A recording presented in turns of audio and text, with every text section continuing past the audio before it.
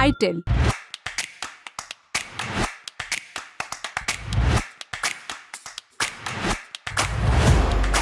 America के bank ने गौतम अडानी का लोन क्यों अटकाया? उकताकर अडानी ने क्या कदम उठाया? क्या अनिल अंबानी कमबैक करने वाले हैं? कौन सा ऐसा कदम उठाया जिसे लोग बिग थिंग बता रहे हैं? ऐसी ही खबरों पर आज डिटेल में बात करेंगे। हेलो, मैं हूं उपासना और आप देख रहे हैं द लंदन टॉप का डेली फाइनेंशियल बुलेटिन खर्चा पानी। जिन खबरों का अभी जिक्र किया उन पर बात शुरू करने से पहले एक काम की खबर। विशाल मेगा मार्ट का आईपीओ आ गया है। 11 दिसंबर को रिटेल निवेशकों के लिए आईपीओ खुल गया है। आईपीओ में प्राइस बैंड 74 से 78 रुपए तय किया गया है। लॉट साइज 190 शेयरों का है, मतलब कम से कम 190 शेयरों के लिए आवेदन देना ही होगा। मिनिमम 74 रुपए के हिसाब से जोड़ें तो शेयर्स का एक लॉट 14,060 रुपए का पड़ा। कंपनी ने आईपीओ से 8,000 करोड़ रुपए जुटाने का टारगेट रखा है। इस आईपीओ में कंपनी के मौजूदा प्रमोटर ही अपनी हिस्सेदारी बेच रहे हैं। प्रमोटर समियत सर्विसेज एलएलपी के पास 96% के आसपास हिस्सेदारी है और यही प्रमोटर आईपीओ में अपने कुछ शेयर बेच रहे हैं। विशाल मेगा मार्ट के अलावा मोबिक्विक और साइन लाइफ साइंसेज का आईपीओ भी खुला हुआ है। मोबिक्विक आईपीओ से 572 करोड़ और साइन लाइफ साइंसेज 3,043 करोड़ रुपए जुटाने का प्लान कर रही है। मोबिक्विक का प्राइस बैंड 265 से 279 रुपए और लॉट साइज 53 शेयरों का है, जबकि साइन लाइफ साइंसेज का प्राइस बैंड 522 से 549 रुपए और लॉट साइज 27 शेयरों का है। लेकिन plan your investment very wisely. अब चलते हैं आज की बड़ी खबर की तरफ। Once upon a time in Mumbai जब ये पिक्चर आई थी तो एक बात समझ नहीं आई थी कि सुल्तान भाई ने पूरी मुंबई तो बाकी गैंगस्टर्स में बांट दी, अपने लिए तो कुछ रखा ही नहीं। ये बात उन गैंगस्टर्स ने भी सुल्तान से पूछी थी। जवाब मिला था समंदर। मेरे लिए समंदर है ना, तब समझ नहीं आया, लेकिन अब समझ आता है कि सुल्तान ने समंदर अपने लिए क्यों रखा। समंदर और इसके किनारों के लिए होती गुत्थम गुत्थी में इसका जवाब छिपा है। ऐसी ही एक रस्साकस्सी पर आज की बड़ी खबर है। केंद्र में है देश के ख्यात बिजनेसमैन गौतम अडानी।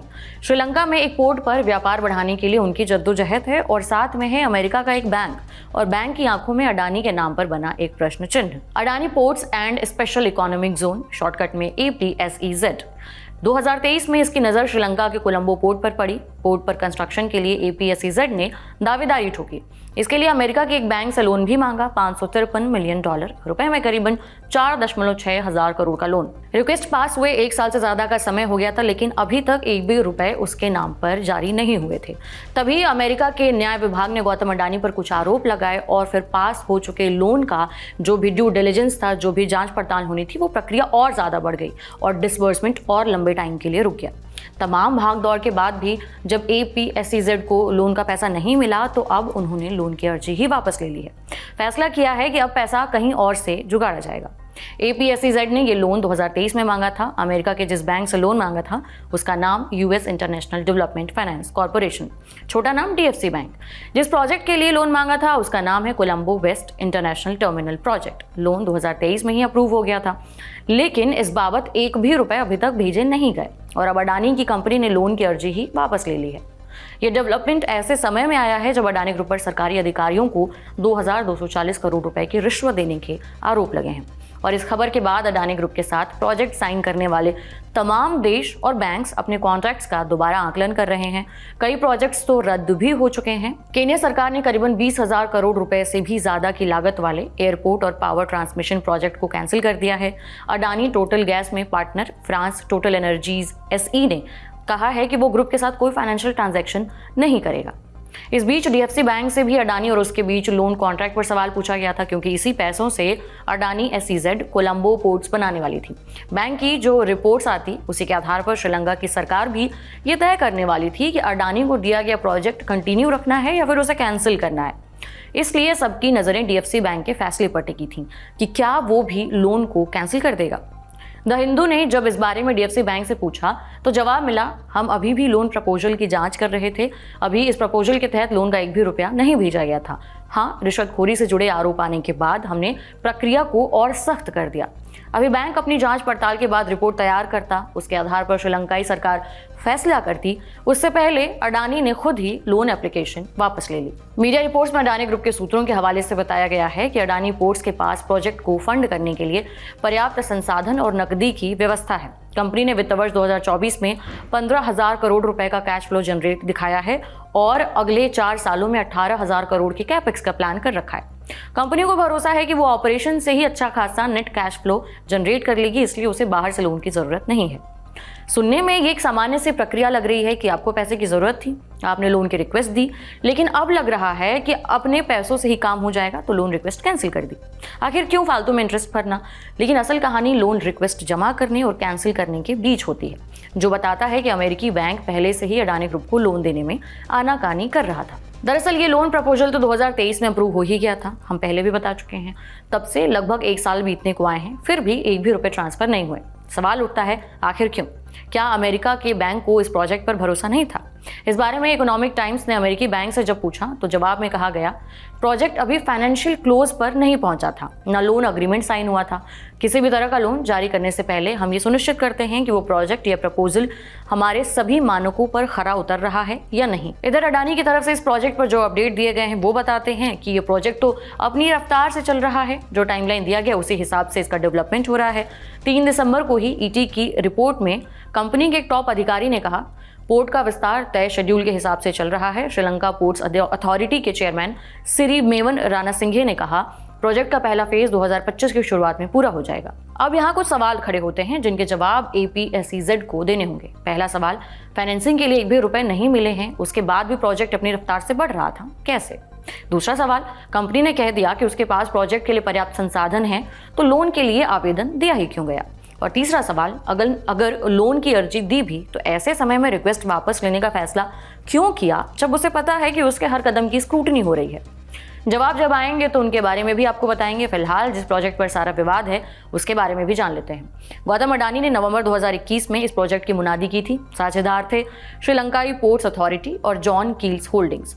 नाम था Colombo west international terminal. Adani ने इस प्रोजेक्ट में $700 मिलियन रुपए में करीबन 6,000 करोड़ रुपए के इन्वेस्टमेंट का ऐलान हुआ था। प्रोजेक्ट के तहत कोलंबो पोर्ट के अंदर डीप वाटर कंटेनर टर्मिनल का डेवलपमेंट, कंस्ट्रक्शन और ऑपरेशन होना था।